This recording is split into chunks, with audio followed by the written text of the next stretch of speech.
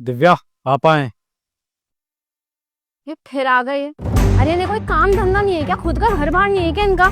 जब मुंह उठा के यहाँ पे चले आते हैं। खुद तो हो गए बुड्ढे, दूसरों को भी मत जीने दो, खुद ने तो जी ली अपनी जिंदगी, हमारी बर्बाद कर दो यहाँ पे माथे पे आके। आ गए, अब सारा काम मुझे करना पड़ेगा।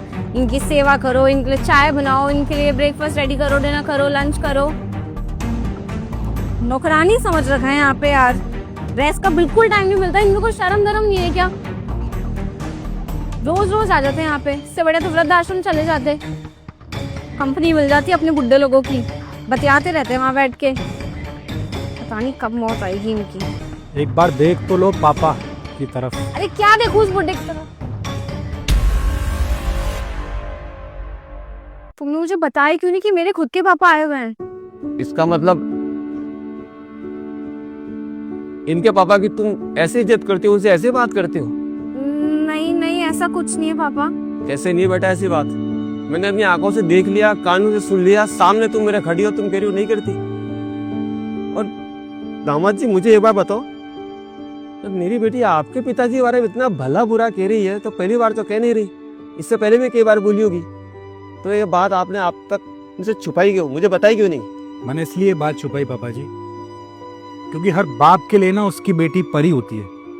अगर मैं आपको कहता कि मेरे बाप के बारे में ऐसे भला बुरा कहती है आपकी बेटी, आप मानते नहीं, आप कहते कि नहीं नहीं मेरी बेटी तो ऐसी नहीं है, वो ऐसा कर ही नहीं सकती। फिर मैं आपको समझाता, फिर आप मेरे बारे में बुरी इमेज बनाते कि ये तो शायद मेरी बेटी को चाहता नहीं, या डिवोर्स लेना चाह रहा है, या कुछ भी ऐसा। सब कुछ आपके सामने है। बेटी ऐसे संस्कार तो नहीं दिए थे मैंने तुझे।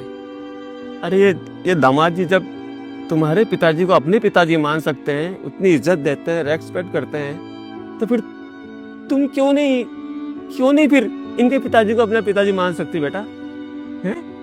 कितना गंदा बोलती हो तुम इनके पिताजी के बारे में। अरे बेटा शर्म आनी चाहिए, मैंने तुम्हें ऐसे संस्कार तो नहीं दिए थे बेटा। और दामाद जी इसकी तरफ से तो मैं आपसे माफी मांगता हूँ, आप क्यों हाथ जोड़ रहे हैं?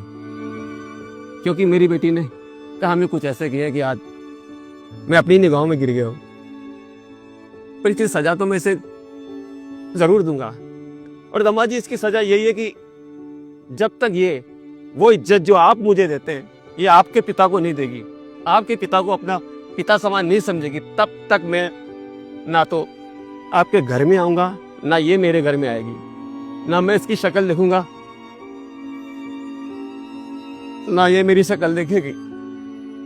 पापा